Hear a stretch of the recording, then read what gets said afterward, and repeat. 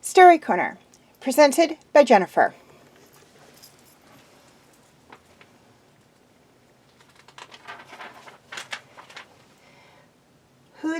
What did the detective notice?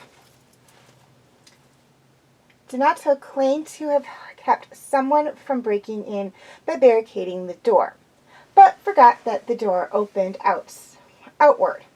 He and Giuseppe had argued in the parking lot about Donato becoming a partner in the business. Angry, Donato shoved the owner into the dumpster, killing him.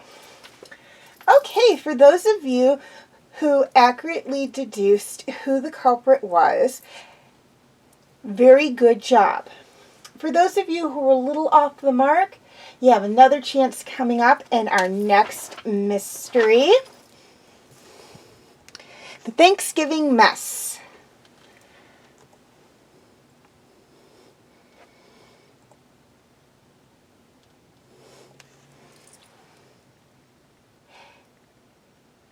Can you pass the gravy, Mom? Tracy asked sweetly as Sandy handed the family heirloom to her eldest daughter. The silver gray boat, while not really worth anything, had been in the family for generations.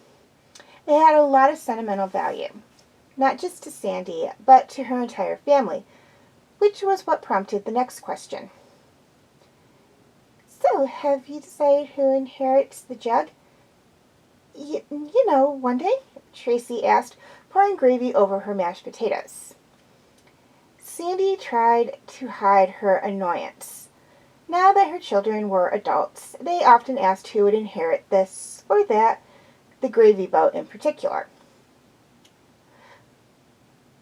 Well, that's a bit rude, Kylie, the middle sibling. Why would you even bring it up? And on Thanksgiving, no less. Tracy gave her sister a hard stare. Because I know you keep asking Mom about it.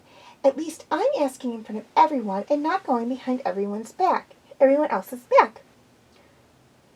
Come on, you two, said Steve, the youngest of the three of them. This isn't the time or place to have this conversation.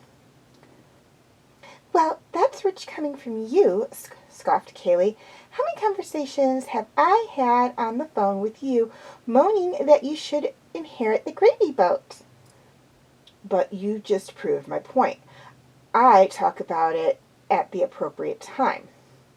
And my argument stands. You and Tracy will inherit Mom's jewelry, so it's only fair I get the gravy boat. No, Tracy interrupted, her eyes wide. That's not a valid argument. You would still get a share of the jewelry. You might not wear it yourself, but you could have a wife one day who could wear it.